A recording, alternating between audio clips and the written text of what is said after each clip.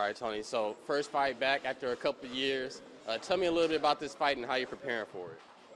I mean, I prepare for every fight like it's my last fight. You know what I mean? Fighting is probably the most dangerous sport in the world. You know what I mean? Like you can get hurt, you can die in any given moment. So no fight is easier than the next fight. You know what I mean? So I prepare for every fight like it's a world championship fight. I'm taking especially coming off a 2-year layoff where I haven't fought in a long time. I got to be very, very careful about how I train. I gotta mentally is the biggest part of this training camp. And you mentioned a little bit about trying to be careful with your training. You had some time off. What was kind of the motivation for you to get back into your ring? I mean, the clock was ticking, man. The clock was ticking. I'm 35. I took 2 years off at 33. And I'm not getting no younger, you know what I mean? So now at this given time, I'm mentally preparing myself from being Roy Jones Jr. to Bernard Hopkins. So that's just been like the biggest transition to coming back. Is athletically, I feel like I can still do it, but with age, it don't come out like it used to. So it's going down from being, like I said, Roy Jones to Bernard Hopkins, doing everything correctly that I didn't do correctly when I was 25. I got to do correctly now that I'm 35. Okay, so it's a little bit of an adjustment in your game plan.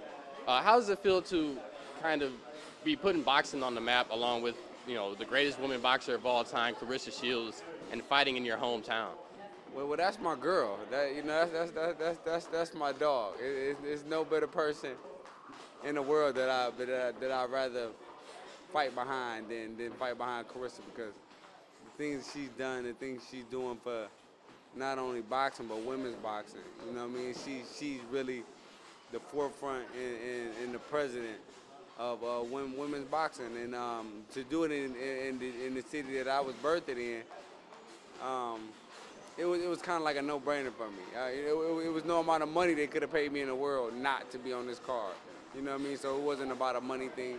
It was about a growth thing. It was about seeing the city thrive. It's about having one good night of boxing where everybody comes together and see two people do what they love to do and dominate it. And Salida Promotions has put together some big events here in the city, in Flint and Detroit. Is that kind of what influenced you and made that happen, that partnership happen?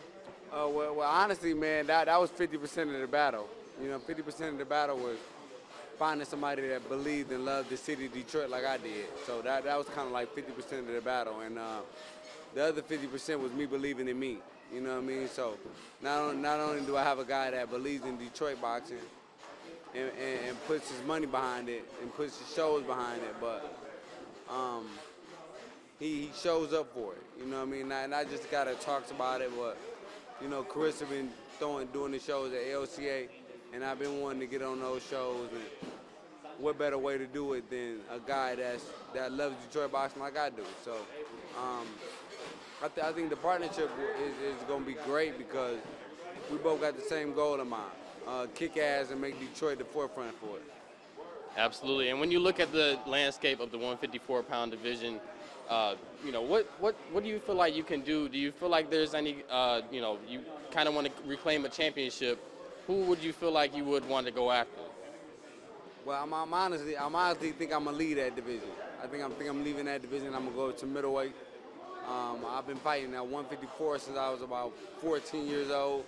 So that lets you know how disciplined I've been since 14 years old to 33 years old. I've been fighting at the same weight, and I think my body just said it was time to move up, and it was time to time to leave that division alone. I gave that division all I had, and I think the middleweight division is wide open, and I think with my skill set, my determination, my competitiveness, I think you're definitely going to see a two-time world champion.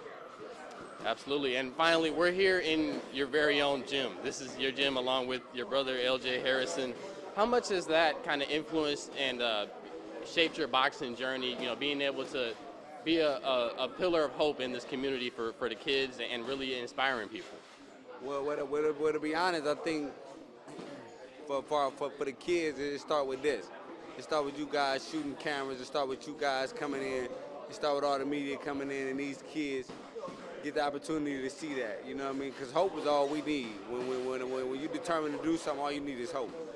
You know what I'm saying? And I had nobody around me to show me that this is what comes with the dedication and determination that you put in. You know what I mean? So if I would have saw this, I probably would have grinded 10 times harder when I was 14.